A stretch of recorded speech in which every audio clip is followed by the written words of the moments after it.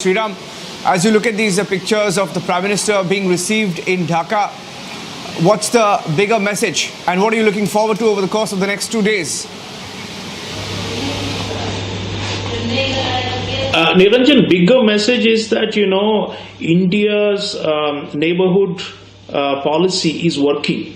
See, once in a while, suppose there is a anti-India sentiment that arises in some quarters in one of our neighboring countries, immediately there are, these bunches of critics who rise up and say we are failing, our policy is a complete shambles. But look at Bangladesh, the way we have nurtured it, the way, Prime Minister's op-ed in the Daily Star was talking about how we resolved a lot of the outstanding issues, like the land boundary agreement, the maritime boundary agreement. All these we did, we conceded territory.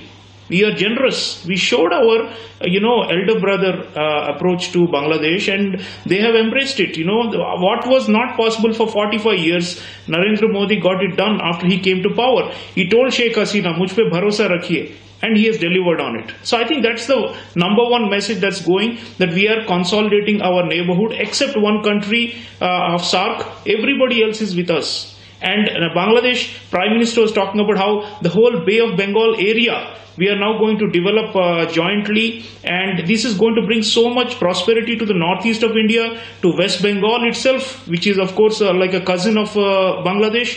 And then it also sends a message to the Chinese, because the Chinese have been throwing money and trying to make inroads in this region through Belt and Road Initiative. What they don't have is the emotional connect, the cultural connect. If tomorrow PM is visiting important temples, addressing important cultural groups in Bangladesh. See, the linguistic, linkages, the Bangabandhu connection, all these are so important that only India, has that historical link. And I think we need to emphasize or play up more of it. And of course, the connectivity, we have done land, we have done road, railway, we have done inland waterways, we are doing maritime commerce, we are doing transport for us to reach northeast of India via Bangladesh from the mainland of India. This is showing that trade, of course, is there. There are going to be agreements on that. This shows that our generosity really works. The only country that's objecting and saying Indian hegemony does not get the benefits of being part of the Indian growth miracle. Bangladesh is benefiting from it. We are not competing with Bangladesh. Bangladesh trade, bilateral trade is more than 10 billion now. Is the role model for the entire SAARC and for the region. So I think we are showing, and remember, Bangladesh is the third most populous Muslim majority country in the world, Niranjan, after Indonesia and Pakistan. So what are we saying? That there is absolutely no religious animosity here. This is India opening its doors to a Muslim majority country and working out all our minor problems with them and showing the world that India takes along the whole region. This is Sabka Saath, Sabka Vikas. So there's absolutely no reason for anyone to claim that we are a hegemonic power. We are not. If we are hegemonic, why are we being welcomed with such open arms? For the people of Bangladesh, Prime Minister Modi's presence is a very emotional thing, Niranjan, because they are, gone through a lot. The 26th March is actually the day of the Declaration of Independence and the day when the genocide started by the Pakistani military. It's not the actual day of the independence, which comes in December.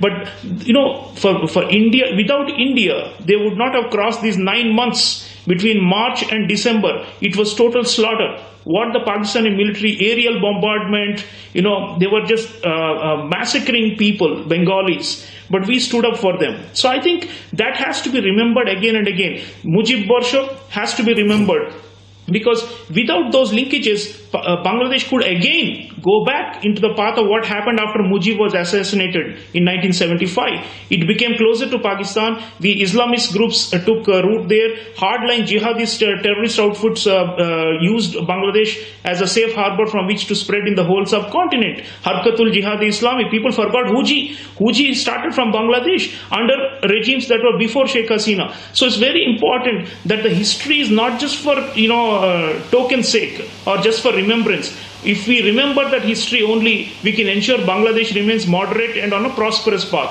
And that is, I think, the biggest commitment Prime Minister Modi is making for a prosperous and moderate Bangladesh, which is fully integrated into India. Yeah. And that's where I think we will together shine a light on how to create regional integration a different way.